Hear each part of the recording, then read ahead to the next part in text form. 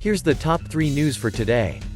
First, Taliban controls half of Afghanistan's provincial capitals. Second, potential Cyclone 7 warnings are being issued by the U.S. National Hurricane Center. Third, a gunman murders 5 in UK's first mass shooting in a decade. Taliban controls half of Afghanistan's provincial capitals.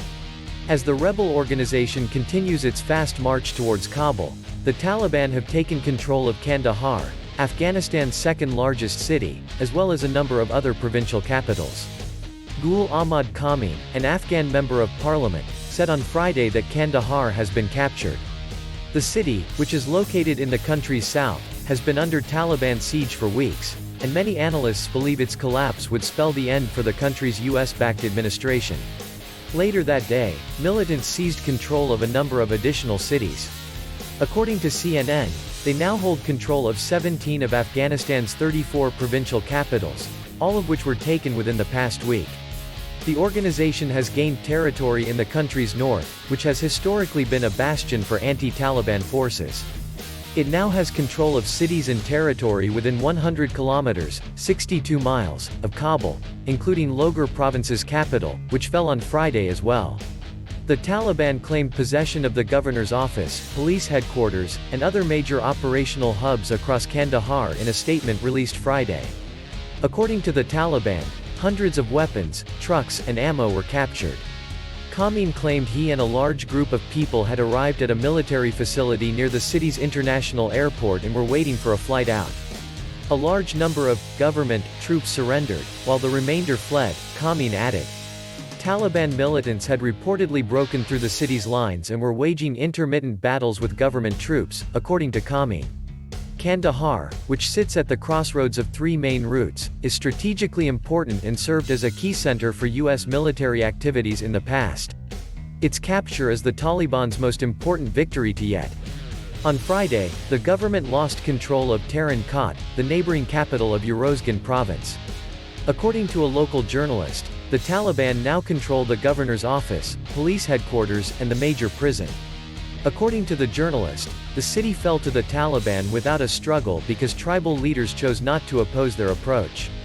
The governor of Uruzgan, Mohammad Omar Shehzad, was reported by the Afghan news network Tolo as stating that after days of fighting surrounding the city, the elders had asked him to call a halt to the fighting because of the potential for additional harm. Although the Taliban have not officially claimed Tarin Kot and government authorities have not acknowledged the city's loss, footage circulating on Friday showed Taliban militants in the city. Firoz Koh, the provincial capital of Ghor province in central Afghanistan, was also captured later. The overwhelming bulk of the Taliban's territorial gains have occurred since American troops started withdrawing in May and are expected to be finished by late August. Kabul may fall into Taliban hands within 30 to 90 days, according to a senior administration source familiar with the most current U.S. intelligence assessment on Afghanistan. According to Afghan authorities, the Taliban took possession of the governor's office and Herat police headquarters in Herat, Afghanistan's third-largest city and a key metropolitan hub in western Afghanistan, on Thursday evening local time. Kamran Alizai, the chairman of the Herat Provincial Council, claimed Friday that the whole city had been taken, with the exception of the Army Corps headquarters. The Taliban stormed into the Herat jail, releasing a significant number of prisoners, according to another provincial council member from Herat who did not want to be identified.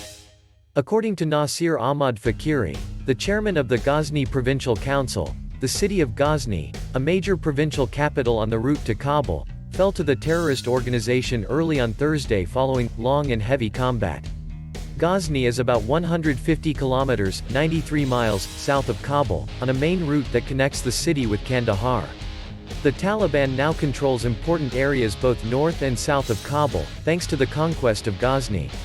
Their previous takeover of parts of Baghlan province, which is located to the north of Kabul, alarmed U.S. authorities since the region is critical for the capital's security.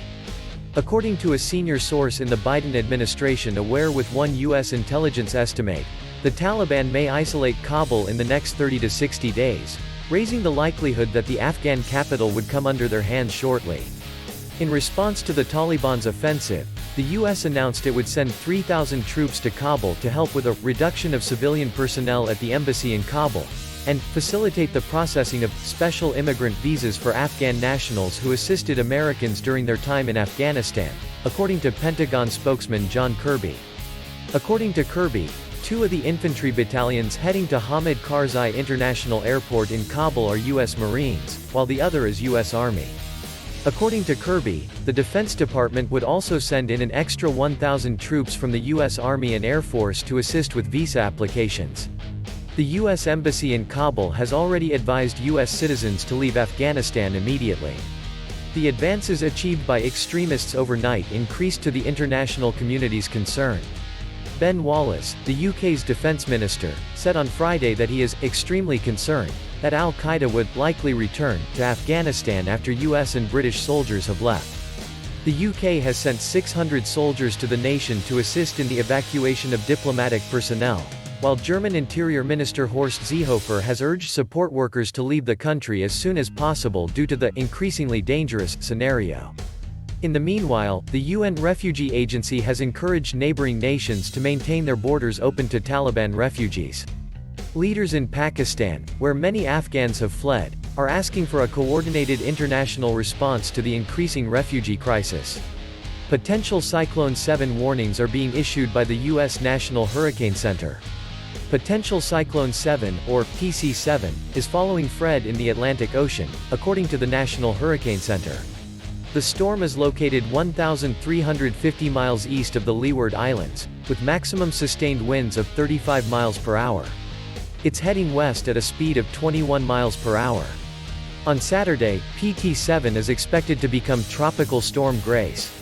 On Saturday and Sunday, it is anticipated to approach the Leeward Islands, before moving on to the Virgin Islands and Cuba on Sunday and Monday. According to WPBF 25 News meteorologists, the current trajectory sees it following in the footsteps of Fred and Elsa. A gunman murders 5 in UK's first mass shooting in a decade.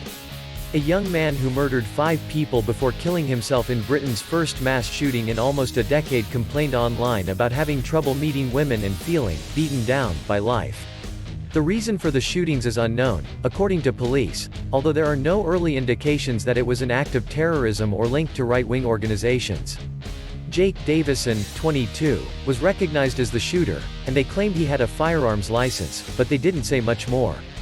Witnesses claimed he used a pump-action shotgun in his rampage on Thursday night, but police wouldn't say what kind of shotgun it was or if it was the one Davison was allowed to carry. In the United Kingdom, where firearms are strictly regulated, gun crimes are uncommon. Officers responding to numerous emergency calls at 6:11 p.m. arrived 6 minutes later to an address in Plymouth's Keyham area, where Davison had shot and killed a lady who resided there, according to Sean Sawyer, Chief Constable for Devon and Cornwall Police. According to him, police are looking into if Davison and the victim are connected. Davison then exited the home and shot and killed a very young girl and her male relative who were standing outside, before shooting and wounding 2 more persons further down the street. He proceeded to a park and shot a guy, who died on the spot, before shooting a lady on a neighboring street, who died later in the hospital, according to Sawyer. The child was 3 years old, while the other casualties were aged 33 to 66, according to the police force's subsequent tweet. Davison allegedly shot himself before police arrived, according to witnesses.